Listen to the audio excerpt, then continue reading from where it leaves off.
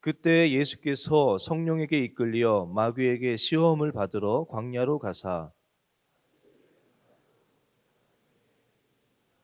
시험하는 자가 예수께 나와서 이르되 내가 만일 하나님의 아들이거든 명하여 이 돌들로 떡덩이가 되게 하라. 예수께서 대답하여 이르시되 기록되었으되 사람이 떡으로만 살 것이 아니요 하나님의 입으로부터 나오는 모든 말씀으로 살 것이라 하였느니라 하시니 아멘. 어, 이제 수련회가 이제 다음 주에 바로 이제 시작됩니다. 수련회 주제 여러분 기억하시나요? 다른 건 몰라도 다시는 알겠죠? 우리 홍보 영상 덕분에 수련회 주제 한번 저를 따라서 한번 해보겠습니다. 다시 하나님 앞에 서다. 한 번 더 해볼까요? 다시 하나님 앞에 서다. 네, 이 주제 가지고 우리 2박 3일 동안 담임 목사님이 거의 뭐 새벽 설교도 다 하시고 저녁 부흥회도 2번 다 이렇게 인도하시겠다고 말씀을 해주셨습니다. 그래서 더 기대가 되고 어, 저도 개인적으로 많이 기대가 됩니다. 전 여러분 홍보 영상 잘 보셨어요? 재밌게 보셨어요?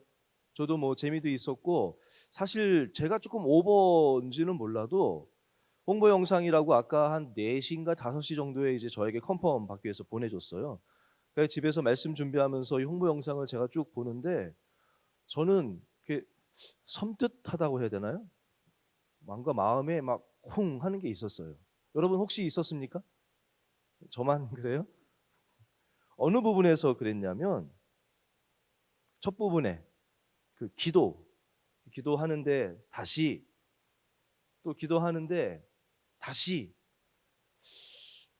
겉으로는 뭐 문제 없이 기도하는 것 같고 겉으로는 목사로서 문제 없이 사역하는 것 같고 열심히 하는 것 같은데 그 순전한 덕구 앞에 섰을 때 하나님 앞에 섰을 때 다시 저한테 하는 것 같은 거예요.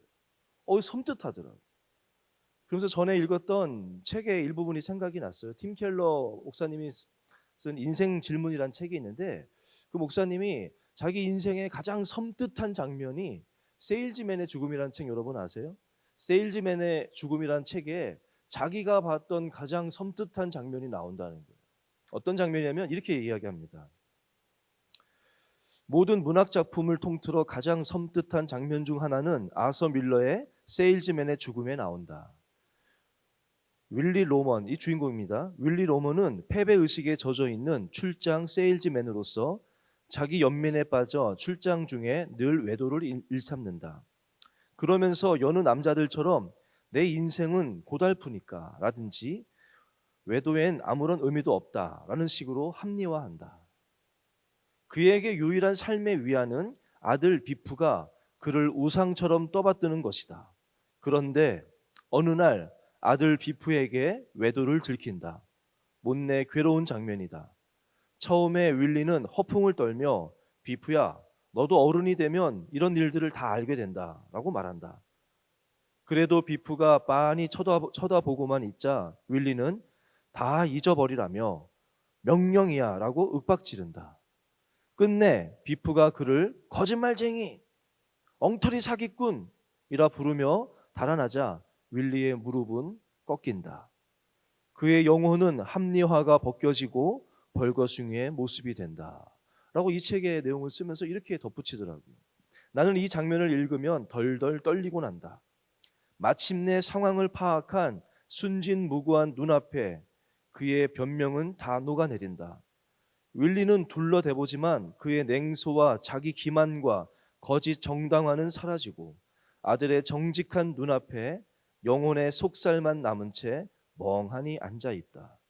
바울이 로마서 2장에 지적했듯이 모든 인간은 신의 눈이 어디선가 우리를 그렇게 주시하고 있음을 마음 깊이 안다. 그 눈은 비프보다 무한히 더 예리하고 공정하고 정직해서 그 앞에 서면 우리의 변명은 다 소멸해진다 라는 이야기입니다. 여러분은 좀 공감이 되시나요? 아들 앞에서 그 순진한 아들의 그 눈앞에서 처음에는 뭐 너 이렇게 합리화도 해보고 뭐 잊으라고도 해보고 변명을 해보지만 벌거숭이가 된 것처럼 자기의 그 속살이 다 드러낸 그 모습 앞에서 무릎을 꿇게 되는 그 윌리의 모습을 이제 이야기하고 있는데요. 아까 말씀드린 것처럼 저는 그런 느낌이 받았어요. 다시, 다시, 다시. 우리가 하나님 앞에 기도한다고 했는데, 섬긴다고 섬겼는데 하나님이 다시, 아니야, 아니라. 저는 더 두려웠던 것이 뭐냐면, 왜 그랬냐면 제가 이번 주에 장례가 두 번의 장례식이 있었어요. 그래서 제가 일, 월, 화, 수, 목, 금 어제까지 매일 장례식장 가서 예배를 계속 드렸거든요. 그때 제가 했던 말 가운데 자주 했던 말씀이 어떤 거냐면, 우리는 누구나, 인간은 누구나 다시 하나님 앞에 섭니다 라고 이야기했어요. 무슨 말인지 알겠죠? 수련의 주제가 이런 의미는 아닐 거예요. 담임 목사 어떤 주제로 하든지 모르겠지만, 제가 계속 했던 말이 우리 모든 인간은 누구나 다시 하나님 앞에 섭니다, 그렇게 전했거든요. 수련의 주제 묵상하면서 그 영상에서 다시 하는데, 우리는 다 하나님 앞에 서지 않겠습니까? 그리고 하나님의 그 심판대 앞에 섰을 텐데, 나름대로 열심히 살아왔다고 나름대로 이렇게 했는데 그것이 다 나의 합리화였고 하나님이 인정하지 않고 내 영혼이 벌거숭이처럼 바로 섰을 때, 다시 너 그거 아니라고, 너 그거 진실된 게 아니다라는 그 음성을 듣게 되면, 기도할 때 어떻게 합니까? 저는 그 홍보국에서 그 영상 만들 때 그런 의도로 했는지는 모르겠어요. 나중에는 막 울면서 하나님 앞에서 울면서 기도할 수밖에 없지 않겠습니까? 부끄러운 모습으로. 제가 저번에 설교할 때 우리에게는 사명이 있다고, 씨 눈이 있다고, 근데 그거 위해서 살아가지 않았을 때, 겉모습만 그렇다게 살았을 때, 하나님 앞에 섰을 때 쪼글쪼글해진 감자의 모습으로 서게 될 거라고. 저는 제가 그때 말씀드린 것처럼 그때 어머니를 통해서 감자 농사를 통해서 봤던 그 감자의 모습이 지금도 저에겐 선명해요. 어떤 모습이라면, 여러분 감자 조림 아시죠? 감자 조림 모르시죠? 뭐 모르는 게 하도 많아서 제가, 감자 조림하면 이렇게 졸여가지고 쪼글쪼글해지거든요. 그 모습보다 더 추하다고 생각하면 돼요. 그 모습이 저에게는 각인되어 있거든요. 다시 하나님 앞에 설 텐데 내 모습이 쪼글쪼글한 감자의 모습으로 서면 어떡하나. 그 영상 앞에서 제가 영상을 다시 보고 나서 말씀 준비하는데 그게 계속 맴도는 거예요. 그래서 저는 이번 수련의 주제가 참 다시 은혜가 되더라고요. 왜냐하면 하나님 앞에 심판대 앞에서 하나님 앞에 서기 전에 다시 한번 우리가 설 수 있는 기회 아니겠습니까? 하나님 앞에 서서 우리의 모습도 다시 한번 바라보고, 제가 지난번 설교할 때 룻의 선택에 대해서 이야기하면서 룻에게도 기회가 있었다. 소돔과 다른 나라들과의 전쟁 때 자기가 막 추구했던 그 물질이 결국은 아무것도 아닌 것을, 그 나라가 지켜주는 것이 아니라 하나님이 지켜주는 것을 그때라도 깨닫고 다시 하나님 앞에, 다시 아브라함을 따라서 다시 예배자의 자리로, 다시 하나님께로 돌아갈 수 있었다며. 그때 같이 불렀던 찬양 기억나세요? 믿음이 없이는 주님 제 마음이 너무 둔해서. 그 찬양의 그 가사가, 룻이 그때라도 그 찬양을 고백하면서 주님 앞에 다시 나아갑니다. 무너진 삶의 자리 것들 그럴듯해 보였지만 하나님 앞에 섰을 때 다시 너 아니야, 너 아니야, 너 그거 잘못됐어라고. 룻은 완전히 하나님 버린 거 아니라고 하지 않았습니까? 마음속에 합리화하면서 하나씩 그래도 하나님 이렇게 살았던 그 모습들, 하나님 앞에 섰을 때 하나님이 너 그거 아니야, 너 그때 그 선택 겉으로는 소돔으로 가지 않겠습니다, 뭐 물질 추구하는 게 죄가 아니니까 그것만 제가 하면 되지 않겠습니까? 믿음 지키며 살면 되는 거 아니겠습니까? 했던 너 그 고백들 하나하나 하나님 앞에서 벌거숭이처럼 보이고, 너 그 고백은 잘못된 거야, 거짓이야. 그리고 회개하고 다시 아브라함의 길로 따라갈 수 있지 않았겠습니까? 근데 롯은 불행히도 그러지 못했어요. 저는 이번 수련회가 저와 여러분에게 그런 기회가 될 줄로 저는 믿습니다. 다시 하나님 앞에 서자고요. 이번 수련회 주제가요, 담임 목사님하고 좀 이번 수련에 대해서 이야기를 나눴어요. 개인적으로 이제 저랑 백 목사님이랑 같이 이제 세 명이서 모여서 잠깐 나눴는데, 하나님의 질문, 원래 주제가 영원한 질문, 뭐 하나님의 질문 막 이런 식으로 하려고 했어요. 어떤 얘기를 나누셨냐면, 담임 목사님이 말씀을 준비하면서 어떤 마음이시냐면, 창세기에 처음 나오는 하나님이 아담에게 질문하는 하나님의 첫 번째 질문이 있죠. 뭡니까? 내가 어디 있느냐? 그리고 가인에게 질문하는 내 아우가 어디에 있느냐? 서부터 시작해가지고 하나님이 우리에게 던지시는 그 질문들 앞에 서보자는 거예요. 다시. 그러면서 마태복음에 우리 주제 성구에 나온 것처럼 창세기에서 하나님의 질문에서부터 마태복음에 예수님이 우리에게 또 질문하지 않습니까? What about you? 너는 나를 뭐라 하느냐? 너에게 나는 누구냐? 라는 그 질문 앞에 우리가 다시 한번 서보자는 그런 의도로 아마 이제 준비하고 계신다고 들었습니다. 아마 그렇게 하게 될 텐데요.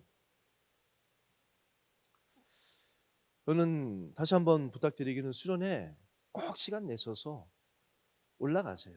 그래서 하나님 앞에 다시 한번 서시고 하나님의 질문 앞에서 나를 돌아보시고 하나님의 질문 앞에서 하나씩 합리화시켰던 것들, 거짓된 것들 하나님이 다시라고 말씀하실 때 하나씩 회개하고 돌이키고 바로잡을 수 있는 귀한 시간 될 줄로 저는 믿습니다.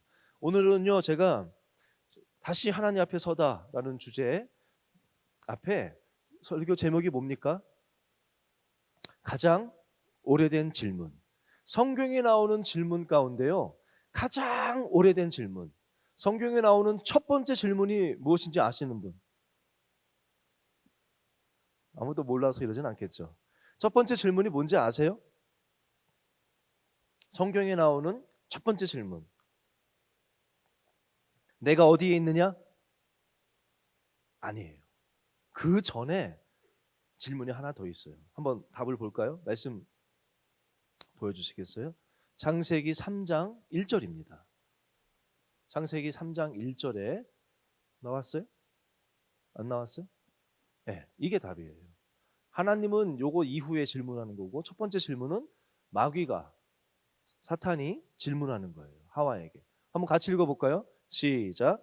그런데 뱀은 여호와 하나님이 지으신 들짐승 중에 가장 간교하니라. 뱀이 여자에게 물어 이르되 하나님이 참으로 너희에게 동산 모든 나무의 열매를 먹지 말라 하시더냐? 라는 이 질문이 성경에 나오는 첫 번째 질문. 인간에게 가장 오래된, 우리가 받았던 질문 가운데 가장 오래된 질문이 이겁니다. 그리고 오늘 마태복음 질문은 또 신약에서 나오는 마귀의 첫 번째 질문이죠. 예수님께 질문하죠. 예수님께 뭐라고 질문합니까? 내가 하나님의 아들이거든. 따라해 볼까요? 내가 하나님의 아들이거든. 이렇게 질문하세요가 아니죠. 이렇게 질문하는 거예요.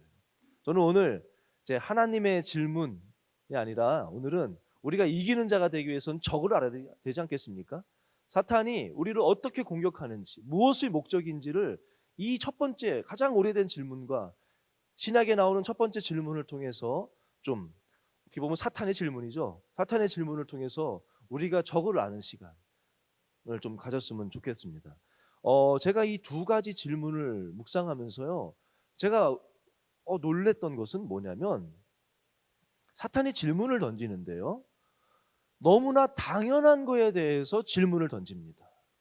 막 모르고 있는 거에 대해서 가르쳐주는 질문이 아니에요. 인간이 모르는 거에 대해서 가르쳐주고 다른 모르는 거에 대해서 질문하는 게 아닙니다. 너무나 당연한 거, 너무나 확실한 거에 대해서 질문을 던진다는 것이 굉장히 저에게는 도전적으로 왔습니다. 그걸 잘 아셔야 돼요. 창세기 3장 1절에서 질문하는데 2장의 내용이 뭐냐면 하나님이 한 가지를 명하십니다. 아담과 하와에게 뭐죠? 선악과를 먹지 말라. 먹으면 죽는다. 요구하신 게 이 딱 한 가지예요. 제가 몇 번 선악과에 대해서 말씀드렸죠. 이 선악과는 우리가 하나님의 피조물로서 이 땅에서 행복하게 살 수 있는 그 핵심이다. 핵심이거든요. 이 핵심을 바로 전에 하나님이 말씀하셨는데 당연한 거 아닙니까? 하나님이 먹지 말라고 한 거 바로 말씀하셨는데 먹지 말라고 했냐고 질문하는 거예요. 마태복음 4장의 질문도요, 바로 3장에 뭐가 나오냐면 예수님이 요단강에서 세례받는 것이 나옵니다. 세례받을 때 어떻게 되죠? 하늘이 열리고 하늘에서 하나님이 말씀하시죠. 이는 내 기뻐하는 자요, 사랑하는 내 아들이다라고 하나님이 음성으로 들려주십니다. 확실하게 예수님을 향해서 이는 내 사랑하는 아들이다, 내 사랑하는 자라고 하나님이 말씀해 주셨어요. 그런데 바로 그 다음에 사탄이 뭘 질문하냐면요, 너가 하나님의 아들이냐고 질문하는 거예요. 너가 정말 하나님의 아들이라면 하고 질문하는 거예요. 너무나 당연한 것을, 그리고 핵심을 질문한다는 것이죠. 그런데 바로 질문하진 않아요. 직접적으로 질문하진 않아요. 이렇게 질문하진 않아요. 하나님이 선악과 먹으라고 하셨냐라고 물으면 아니라고 할 거예요. 선악과 먹으면 죽는다고 했을 거라고 했을 거예요. 하나님이 너 예수님한테 너가 하나님의 아들이냐라고 물으면 맞다 라고 대답할 거예요. 근데 살짝 사탄은요, 왜 이거를 질문할까요? 왜 이것을 질문할까요? 이것이 우리의 모든 능력과 우리의 모든 행복의 기초기 때문에. 여러분이 신앙생활하는 데 있어서 기본이 뭡니까? 나는 하나님의 예수 그리스도를 통해서 하나님을 믿음으로 말미암아 하나님의 자녀가 되었다. 이것이 흔들릴 수 없는 아바 아버지, 나를 안으시고 나를 바라보시는 나의 아버지 하나님, 그것이 우리의 기초 아니겠습니까? 하나님이 나의 아버지 되심을 우리가 알 때 거기에서부터 믿음도 나오고 거기에서부터 그 확신이 있을 때 우리가 이 땅에서 나아가는 거 아니겠습니까? 선악과도 마찬가지고요. 그것을 지킬 때, 내가 피조물임을 기억할 때, 내가 창조주가 아님을, 그 창조주 하나님을 기억하며 살아갈 때 우리가 이 땅에서 끝까지 행복하게 살 수 있는 핵심이거든요. 그렇기 때문에 사탄은요, 다른 것들은 그냥 용납해요. 물질도 줍니다. 건강도 허락해요. 건강, 우리가 물질 갖는다고 해서 그런 거 막지 않아요. 그런 거는 막지 않을 수 있습니다. 그렇지만 이 질문을, 이것이 주어졌을 때만큼은 여러분이 기억했으면 좋겠어요. 세례와 시험은 따로 떼어서 생각하시면 안 된다는 거예요. 은혜와, 참된 은혜와 시험은 따로 떼어서 생각하면 안 된다는 거예요. 에덴 동산을 만드시고 아담과 하와에게 정말 값진, 가장 큰 복을 주신 거 아니겠습니까? 하나님과 그곳에서 함께 영원한 삶을 누리는 가장 행복된 복을 주셨을 때 바로 이어서 시험이 시작되는 거예요. 예수님도 세례 받으시고 성령을 받고 사명을 받았을 때 바로 시험이 오는 것입니다. 왜요? 그게 중요하니까. 사탄이 이거는 용납할 수 없으니까. 바로 시험이 온다는 거 여러분 기억하시기를 바랍니다. 그래서 은혜 받으면 항상 긴장해야 돼요. 가장 귀한 것을 받으면 긴장해야 돼요. 귀한 은혜를 받으면 시험이 옵니다. 수련회 때 은혜 받으면 시험이 옵니다. 여러분이 하나님께 비전을 받으면 시험이 옵니다. 그것을 무너뜨리기 위해서. 그걸 기억했으면 좋겠고요. 제가 이제 오늘 이 두 가지 질문을 가지고 좀 여러분하고 말씀을 좀 더 나눠보려고 합니다.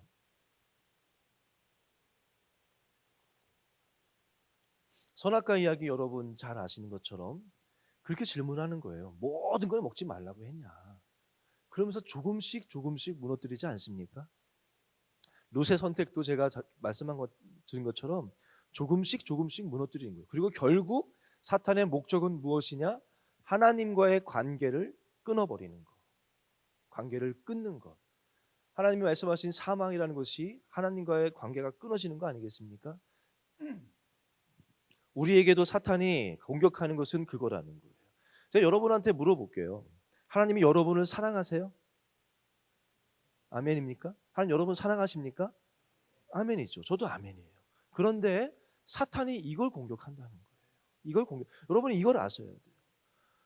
뭐라고 공격하냐면 하나님이 너를 사랑하니? 라고 공격하지는 않아요. 그러면 아멘 하니까요. 하나님이 너를 사랑한다면, 근데 이건 왜 그래? 이렇게 공격해요. 무슨 말인지 알겠어요? 하나님이 너를 사랑한다면, 근데 이건 왜 그래? 하나님이 너를 사랑한다면 예수님한테는 뭐라고 접근했냐면 만일 내가 하나님의 아들이거든 그러면서 증거를 보이라는 거예요. 증거를 보여달라. 성전에서 뛰어내리면 성경에 나왔으니까 하나님이 아들이라면 천사가 받들지 않겠냐? 그 증거를 보여줘라. 그러면 더 확실하지 않겠냐는 거예요. 하나님이 여러분을 사랑한다면 이거 이렇게 기도하면 돼야 되지 않냐? 그러면 하나님이 너를 사랑하는 것이 더 확실하지 않겠냐? 뭐 이렇게 하나씩 조금씩 무너뜨린 겁니다. 그러면서 이런 것들로 하나씩 하나씩 무너뜨리면서 사랑하는 거 맞아? 너 하나님의 자녀인 거 맞아? 라고 이것을 공격한다는 것이죠. 그렇지 않습니까, 여러분? 하나씩 하나씩. 제일 나쁜 질문, 여러분 지금은 조금 세대가 바뀌었는지 모르겠는데 참 못된 질문, 나쁜 질문이 이거예요. 사랑 게 확인하는 거. 저 때는 그랬어요. 남자들이 제일 힘들어하는 질문이, 남자들 연애 중에 오빠 나 사랑해? 라는 질문 받으면 남자들은 겁나요. 왜요? 그 다음에 뭐가 따라오겠어요? 사랑하면 뭐 보여달라는 거예요, 증거를. 요즘은 안 그러나 봐요. 저 때는 오빠 나 사랑해? 그러면 뭐 이렇게 따라붙거든요. 이게 아주 못된 거예요. 오빠들의 못된 질문은 그거예요. 오빠 믿어? 그럼 믿으면 우리 1박 2일 여행 가자. 뭐 이런 식으로 질문하는. 오빠 믿어? 그러면 뽀뽀해도 되잖아. 키스해도 되잖아. 남자들의 그 못된 질문은 믿냐 그러면 믿죠. 하나님 여러분 사랑하십니까? 사랑하시죠. 그런데 사탄은 자꾸 그 증거가 있냐 증거가 있냐. 여러분 기억하십시오. 하나님은요, 로마서 5장 8절 말씀, 우리가 아직 죄인 되었을 때 그리스도께서 우리를 위하여 죽으심으로 하나님께서 우리에 대한 자기의 사랑을 확증하셨느니라. 제가 전에 한번 이야기한 적이 있어요. 뮤지컬을 보고, 제가 오페라인가 뮤지컬인가 그걸 보고 제가 굉장히 은혜 받았던 게 있어요. 가면무도회라는, 틀릴 수도 있어요 이게, 가면무도회라는 오페라로 전 기억하는데, 어쨌든 그때 막 그 왕의 충복이 있습니다. 근데 이 충복의 아내와 이 왕이 사랑에 빠져요. 사랑에 빠지진 않아요. 근데 첫눈에 서로 반합니다. 굉장한 매력을 느끼는 거예요. 서로 막 굉장한 매력을 느껴서 막 합니다. 그런데 결국은 이 왕은 충복을 생각해가지고 이 여인에게 만나서 헤어집니다. 여자도 막 끌렸지만 자기는 아내니까 그걸 헤어지게 됩니다. 근데 이 과정 가운데 다른 사람들이 요걸 보게 돼요. 만나서 헤어지자고 하는 거를. 근데 그거를 가지고 이 남자를 이제 뭐 공격하는 거예요. 이 남자한테 저 왕이 이렇게 된다는 거죠. 그러면서 이 남자가 그걸 알게 되고는 이 왕을 대적하는 쿠데타 세력 있죠. 쿠데타 세력에 갑니다.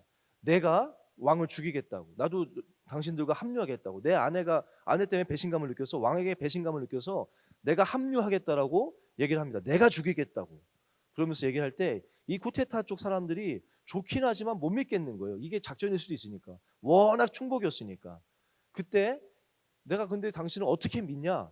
너가 정말 우리 편에 온지 어떻게 믿냐라고 했을 때 이 충복이 뭘 보여주는지 아십니까? 아들 한 명이 있거든요. 외아들 한 명을 거기에 보냅니다. 그리고 만약에 내가 죽이는 거를 실패하거나 내가 배신하거든 내 아들을 죽여라 라고 하는 거예요. 그랬더니 이 반대쪽 사람들이 믿는 거예요. 그거보다 더 보여줄 수 있는 확증이 뭐겠습니까? 그렇지 않겠습니까? 여러분 결혼 안 해봐서 모르시겠죠? 저는 그거보다 제가 더 보여줄 수 있는 건 없어요. 나의 외아들을 죽이라는 거 아니겠습니까? 내가 아니거든. 내가 정말 사랑하는 게 아니라면, 그 사람은 내가 정말 배반할, 이 사람을 왕을 죽일 게 아니라면 내 아들을 죽이라고 자기 외아들을 맡기는 거거든요. 근데 하나님은요, 내가 너를 사랑한다, 저 여러분을 사랑한다는 그 증거를 뭘로 보여주셨다고요?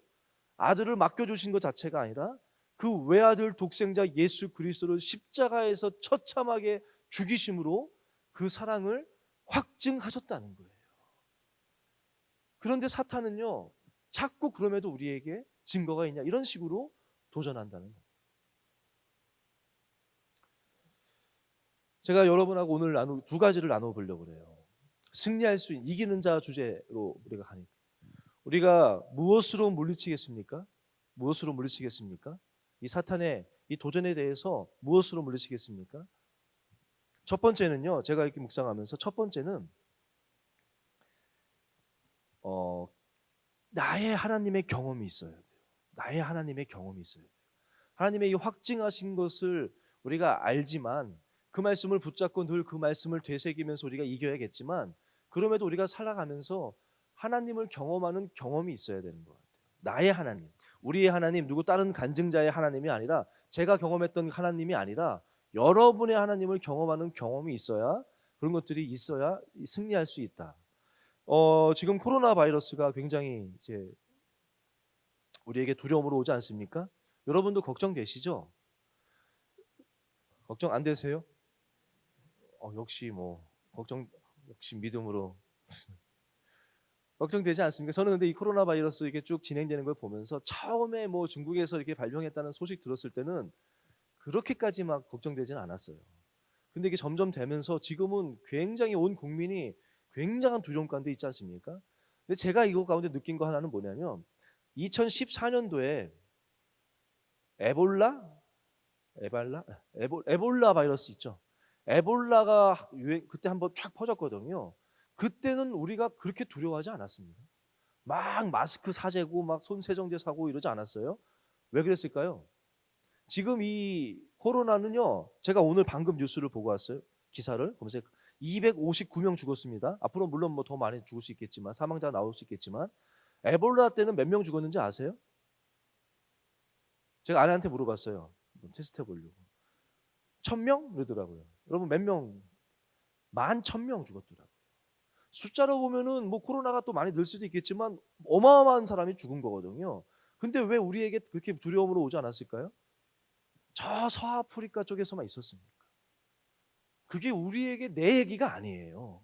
이거보다 더 두렵고 큰 그걸지 모르지만 그게 내 얘기는 아닌 거예요.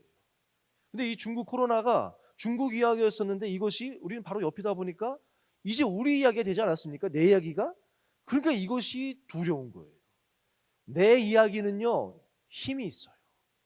다른 사람의 이야기는 아무리 멋진 간증, 뭐 대단한 간증이 있어도 사실 나에게 그렇게 능력이 없어요.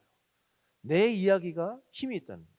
저는요 전에 여러분 그 연평도 막 포격 사건이 있고 이럴 때 그렇게 막 두려웠습니까? 그렇게 두렵지는 않았어요. 제가 그때 이제 아내랑 얘기한 게 저는 그때 투석 받고 있었거든요. 젊은 애들 죄송합니다. 젊은 사람들 가끔씩 막 그런 거 있을 때 전쟁 한번 나서 한번 싹 갈아야 돼. 뭐 막 이런 분들 쓰는 거 보면은 참 답답할 때가 있어요. 자긴 젊으니까 모를 줄 몰라도 제가 투석 받을 때 투석 환자들은요. 지금도 저는 이제 이식을 받아서 약을 2달치를 받았습니다. 그래서 조금 나을 수 있어요. 투석 환자들은 지금 두려워할 수도 있어요. 왠지 아세요? 이틀에 한 번씩 피를 걸러야 되는데 이게 정세가 조금 불안해지면 만약에 이거 더 심각해지면 아마 투석하는 병원에서도 이제 투석하는 병원에 누가 환자가 가면 거기 다 문 닫거든요. 그러면 투석할 때가 점점 없어져요. 또 의사들도 이게 퍼지면 투석하는 병원을 문 닫는다. 나는 이틀에 한 번씩 피를 걸러야 되는데 병원들이 문을 닫아? 이게 국지전이 일어나면은 다 문 닫고 이제 밑으로 갈 거예요. 그러면 나는 이틀에 한 번씩 병원에서 피를 걸러야 되는데 내가 다니는 병원이 문을 닫아. 그럼 어떡하지? 피를 이제 한 번 걸르고 조금 일주일 이상 되면 이제 막 온몸에서 막 경련이 납니다. 열흘 이상 가면 죽을 수도 있어요. 이게요 굉장한 불안함으로 옵니다. 여러분은 모를 거예요. 투석 환자들은 이틀에 한 번씩 피를 걸러야 되는 사람은 정상적으로 이게 사라져야 되는 것이 그게 조금이라도 이상했으면 굉장한 불안감으로 와요. 저는 이제 이식을 받고 2달에 한 번씩 약을 이제 2달치가 제가 이제 2달치가 약이 있습니다. 2달 동안은 걱정이 없어요. 근데 이게 점점 길어지면 저도 모르겠죠. 이게 어떻게 될지. 왜요? 내 이야기는 다른 거예요. 여러분. 힘이 있는 거예요. 힘. 신앙도 마찬가지예요. 내 이야기는 힘이 있는 거예요. 모세와 아론과 바로가요. 다 똑같이 열재앙을 겪습니다. 다 똑같이 하나님의 말씀을 경고의 말을 듣습니다. 근데 모세와 아론과 바로는요. 그 수준이 다 달라요. 모세는 정말 모세고요. 아론은 나중에 백성들이 막 위협하니까 우상을 만들지 않습니까? 아론도 위대한 종이 귀하게 쓰임 받긴 하지만 아론의 하나님을 향한 그 신뢰와 그 신앙의 삶과 모세와는 천차 차이가 큽니다. 바로는 뭐 비교할 수 없죠. 왜 그럴까요? 그 말씀을 하나님의 말씀을 모세는 직접 들었어요. 직접 들은 사람. 아론은 전에 들은 사람이고 바로는 거기에 귀 기울이지 않았던 사람. 잠깐 되면은 뭐 하나님 있는 것처럼 했지만 자기가 귀 기울여 듣지 않고 중심으로 듣지 않았기 때문에 그건 아무 힘이 없는. 잠깐 힘이 있었죠. 잠깐. 바로의 이야기, 이스라엘 백성들의 이야기 보면서 왜 저럴까 생각한 분들이 있다면 그런 성경 읽으면서 좀 이해 안 될 때 있지 않았습니까? 만나 이스라엘 백성이 계속 원망하니까 만나를 경험하고 홍해를 경험하고 했는데 왜 그럴까? 참 이스라엘 백성도 이해가 안 된다는 사람들이 있다면 그분은 자기를 너무 모르는 거예요. 자기 자신에 대해서 너무 모르는 거예요. 여러분이 바로 그렇게 살지 않습니까? 우리가 그렇게 살고 있지 않습니까? 크기만 다르지 막 은혜 받았지만 또 흔들리고 겁내고 그러잖아요. 경험이 있어야 돼요. 그래서 제가 늘 말씀하지만 경험은요 도전해야 생기는 거예요. 순종해야 경험되어지는 거예요. 이렇게 말씀 듣는다고 경험되어지는 게 아니에요. 이기는 자 첫 번째 기도하자고 하지 않았습니까? 여러분 기도의 자리 지키고 있습니까? 하루 기도한다고 경험되어지는 것도 아니고 한 달 기도한다고 경험되어지는 것도 아니고 계속해서 기도의 자리를 응답이 없을지라도 기도의 자리를 계속 지키고 하나님 앞에 구하고 애통하고 금식하며 나아갈 때 그때 맛보게 되는 그 기도의 응답이 있다는 거예요. 기도의 응답이 내 생각과는 다를지라도 하나님이 나와 함께 하시는구나, 나의 삶이 하나님의 손에 있구나라는 것이 경험되어지는 거예요. 순종할 때 경험되어지는 거예요. 모세는 계속 불안했지만 순종했을 때 경험되어졌던 겁니다. 여러분 다시 한번 도전합니다. 기도하는 한 해 되기를 바랍니다. 말씀 붙잡고 도전해 보세요. 아닌 것 같아도 다시 도전하고 떠나지 마십시오. 순종하고 나아갈 때 반드시 하나님의 선하심을, 하나님의 신실하심을 맛보게 될 줄로 저는 믿습니다. 또 한 가지 경험을 했어도 너무 쉽게 잊어요. 너무 쉽게 잊어요. 그렇지 않습니까? 저도 너무 쉽게 잊어요. 늘 제가 얘기하지만 투석하면서 경험했던 거, 이식수술 받고 막 했던 거 안 잊어버리려고 안간 힘을 쓰지만 너무 쉽게 잊어버려요.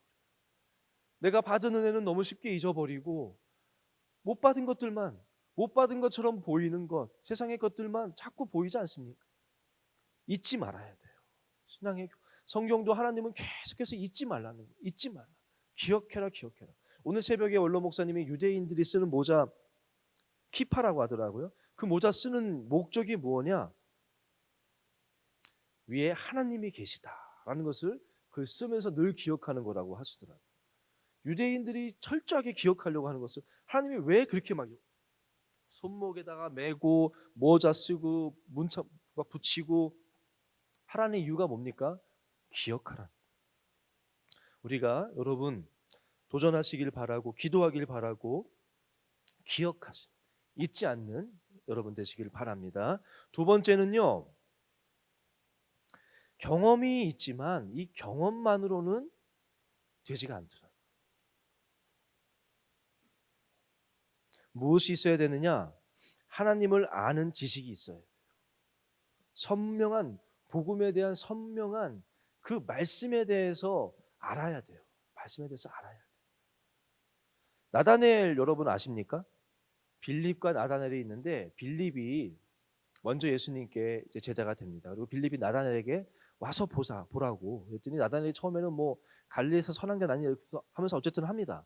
근데 예수님이 나다넬에게 막 이렇게 의심적으로 왔을 때 내가 너는 정말 거짓이 없다, 이스라엘에 거짓이 없는다라고 진실된 자라고 얘기하니까 어떻게 아냐고 했더니 너가 무화과 나무 아래 있을 때 내가 보았다라고 얘기하니까 그때 나다넬이 뭐라고 고백하냐면요, 한번 한번 말씀 띄워주시겠어요? 요한복음 1장입니다. 1장 몇 절이지? 50절 말씀 같이 한번 읽겠습니다. 시작. 예수께서 대답하여 이르시되 내가 너를 무화과 나무 아래에서 보았다 함으로 믿느냐? 이보다 더 큰 일을 보리라. 무화과 나무 아래에서 뭘 하고 있었는지 뭐 모르겠지만 어쨌든 너가 무화과 나무 아래에 있을 때 내가 봤다라고 하니까 나다나에게는 그것이 나다나엘은 그것만으로도 아는 거예요. 무슨 의미인지 혹시 아시겠어요?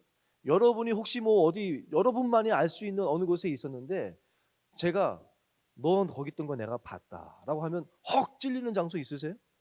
예전에는 방앗간?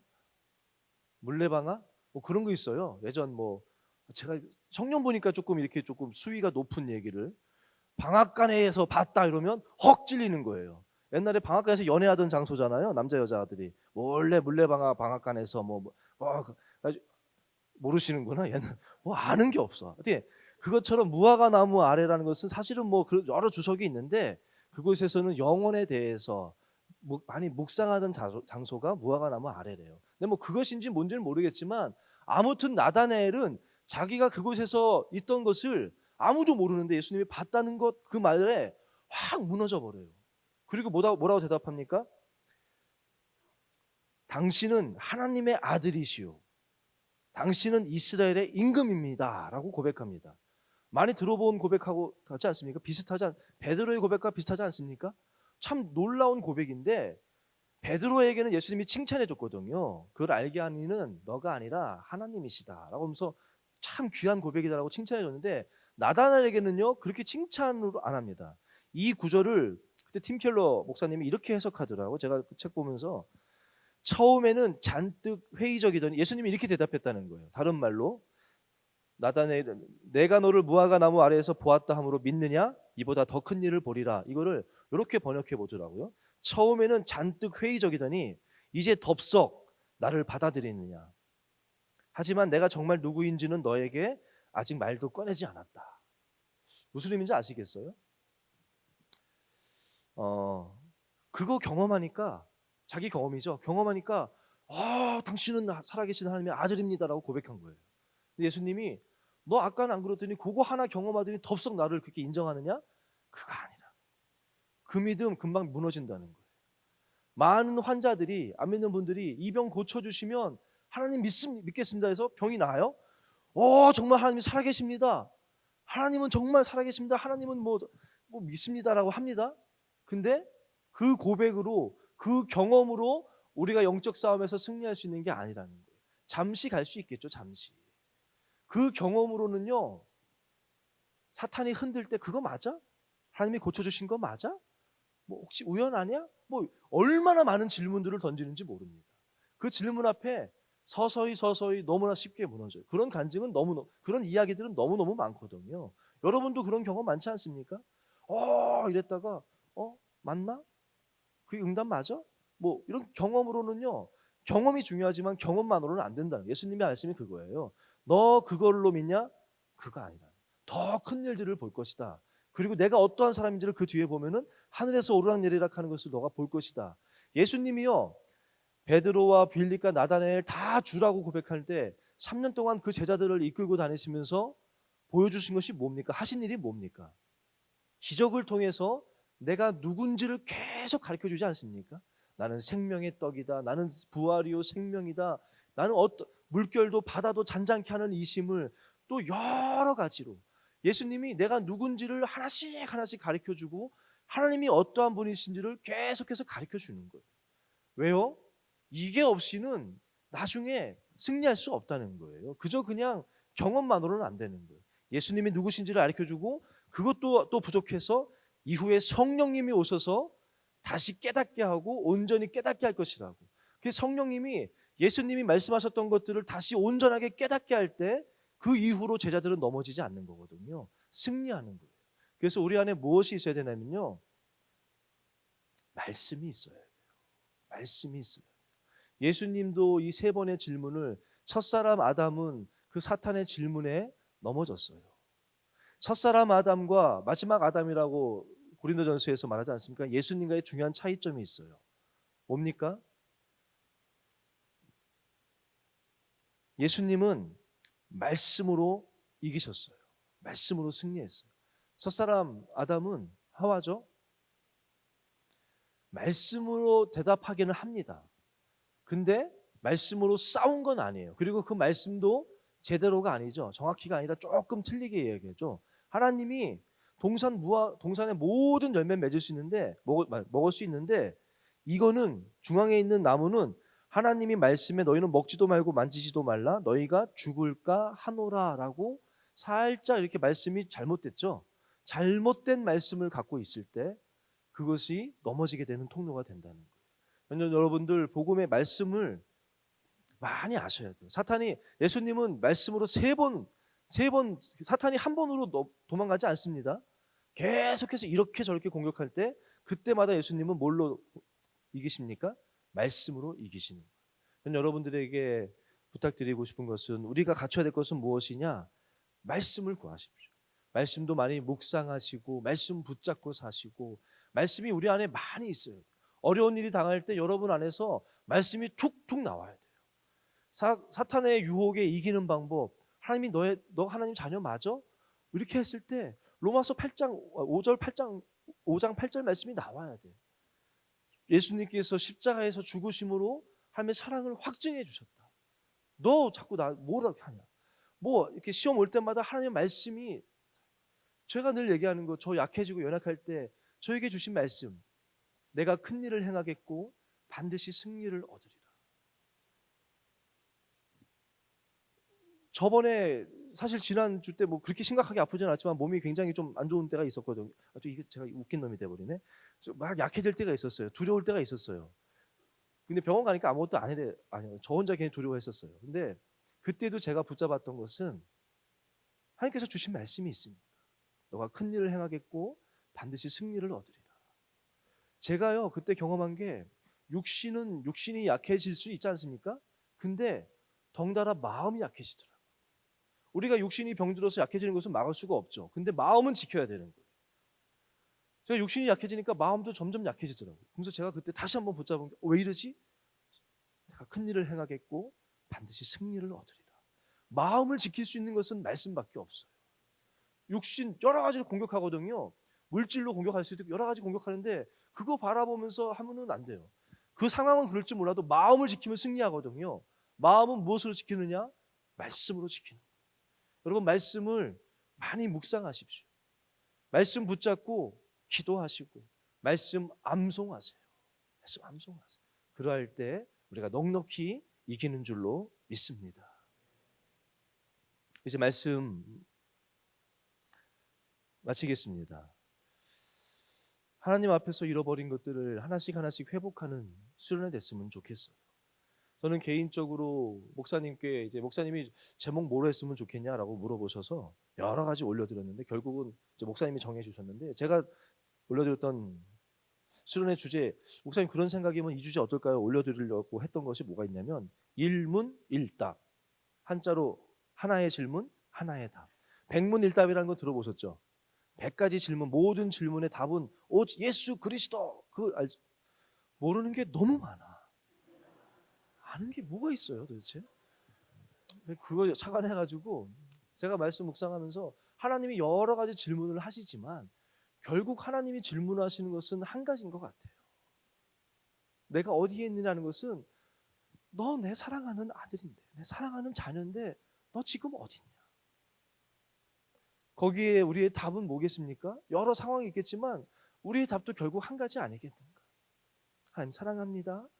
주는 그리스도시요 살아계신 하나님의 아들입니다. 하나님과의 결국 뭐냐면요, 하나님이 원하시는 것은 무엇이냐?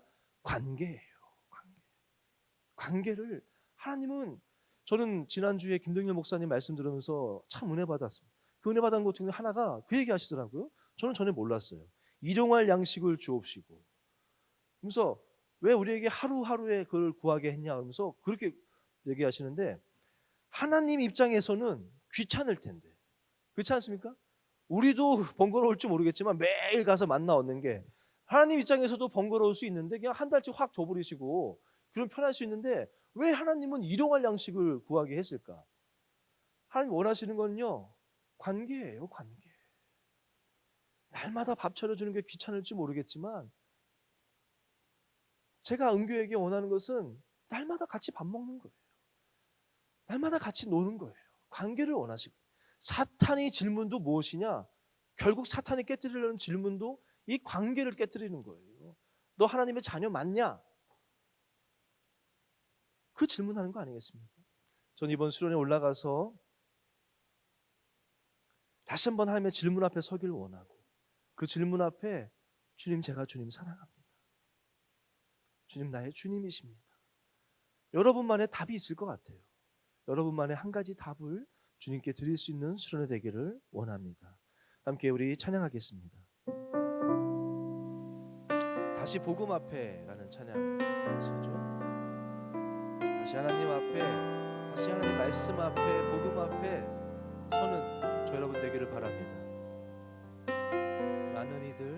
많은 이들 말하고 많은 이들 노래는 하지만 정작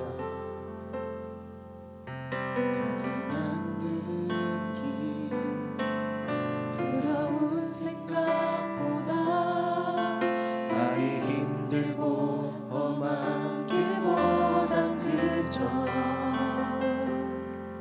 말로만 가려기에 점점 멀어져만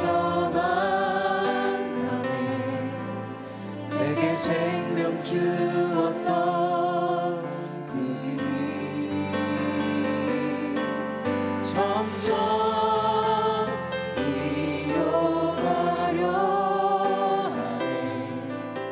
내게 사랑 주었던 그 길 다시 복음 앞에 내 영혼 선해. 주님 만난 그때 나 다시 돌아와 주님께 예배 드리며 다시 십자가의 길. 다시 한번 찬양합시다.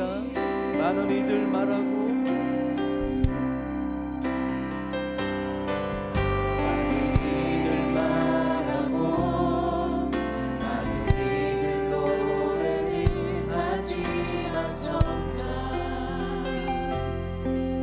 가지 않는 길 두려운 생각보다 많이 힘들고 험한 길보다 그저 말로만 가려기에 점점 멀어져만 가네. 내게 생명 주었던 그 길 점점 이용하려 하네. 내게 사랑 주었던 그 길 다시 복음 앞에 내 영혼 선해. 주님 만난 그때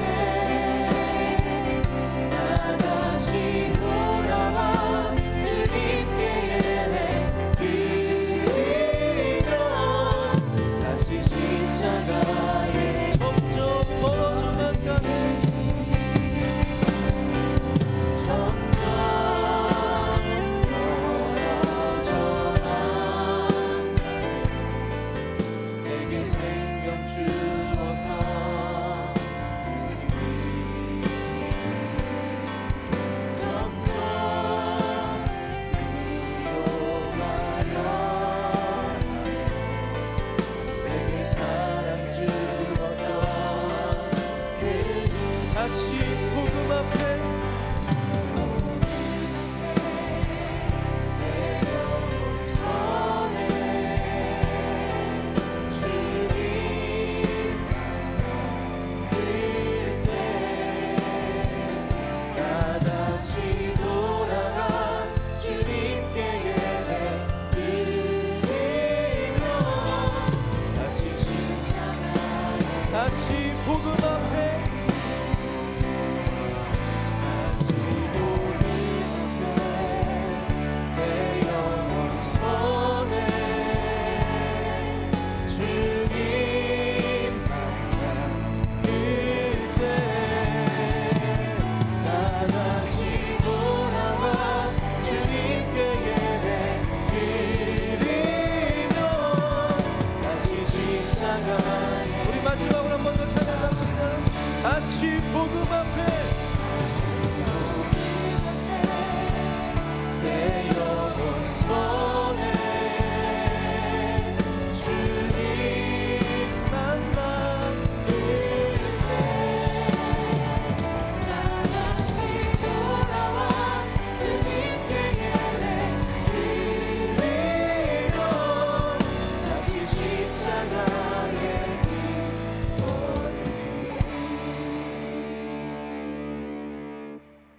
저 여러분의 얘기는 아닙니까?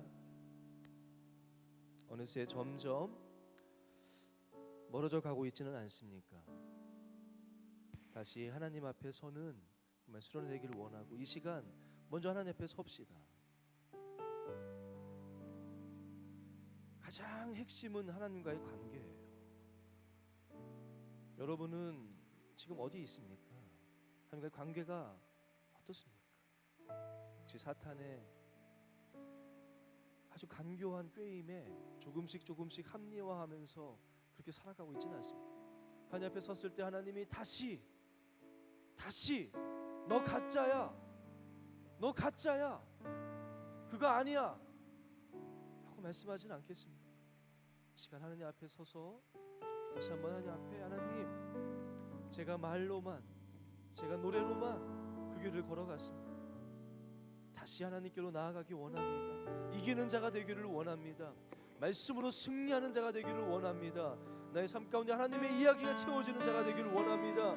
다시 하나님 앞으로, 다시 복음 앞에 서게 하여 주시옵소서. 나의 길을 돌이키게 하여 주시옵소서. 롯의 길을 걷지 않게 하여 주시고 아브라함의 길을 걷게 하여 주시옵소서. 우리 주님의 이름을 세 번 부르짖고 함께 기도하며 나가겠습니다. 주여, 주여, 주여.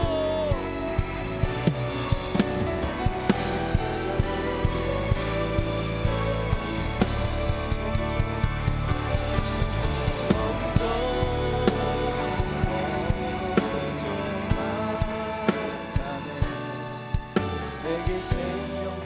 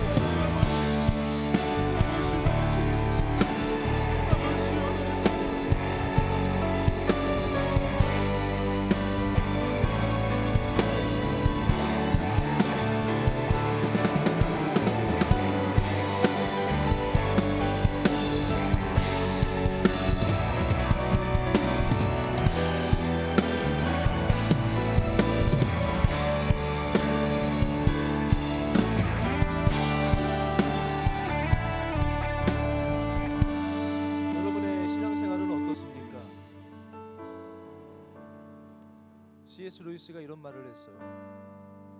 믿음은 싸움이다.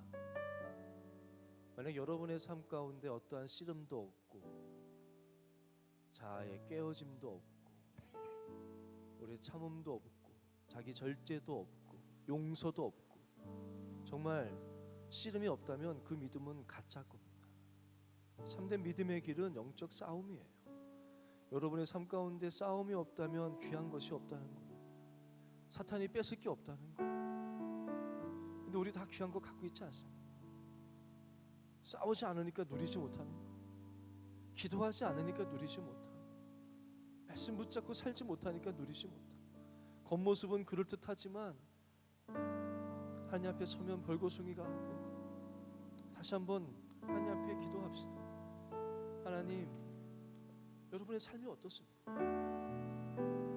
신앙생활은 영적인 전쟁입니다. 다시 한번 하나님 앞에 우리 기도할 때, 하나님, 제가 이기는 자가 되기를 원합니다. 기도의 자리를 빼앗기지 않게 해달라. 하나님이 살아계심을, 그 믿는 믿음이 흔들리지 않게 해달라. 하나님의 선하심을 잃지 않게 해달라. 기도의 자리, 오래 참음의 자리, 말씀의 자리 빼앗기지 않게 해달라. 다시 한번 하나님 앞에 조용한 마음으로 기도하면서 나아가도록 하겠습니다.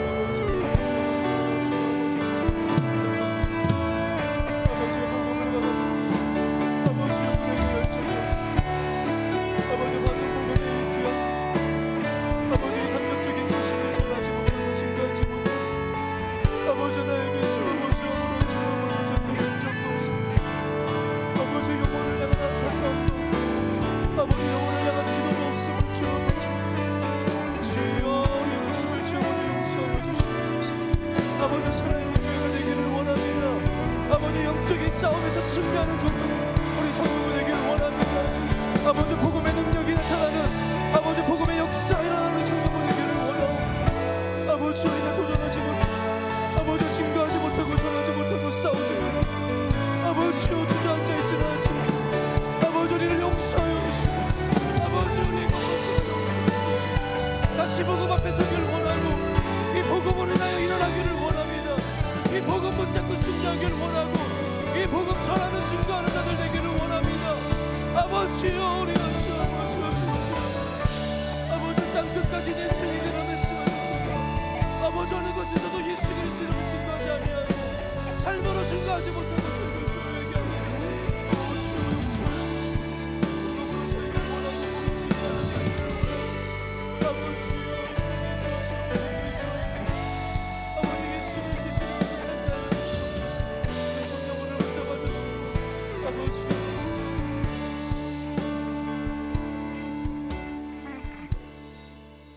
하나님,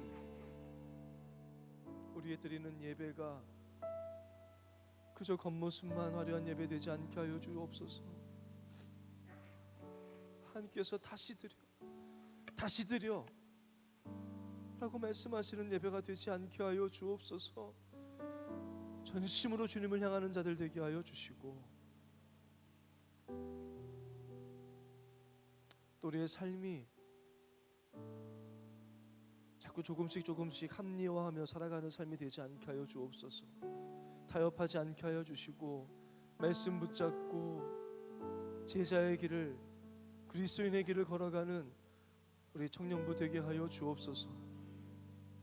날 위하여 십자가에서 독생자 예수 그리스도를 죽이심으로 하나님의 사랑을 확증하여 주셨고, 받은 이 은혜가 너무나도 크고 감격스럽지만 삶의 자리에서 땅끝까지로 내 증인이 되라 말씀하셨건만 복음을 증거하지도 복음대로 살지도 못하고 있는 삶이 있습니까? 우리의 삶이 그러함을 고백하오니 일어나게 하여 주옵소서. 복음 붙잡고 다시 일어나게 하여 주시고, 복음으로 살게 하여 주시고, 복음 전하는 전도자의 삶을 살아가는 저희들 되게 하여 주옵소서. 수련을 허락하여 주신 주님, 다시 원주에서 하나님 앞에 서기를 원합니다.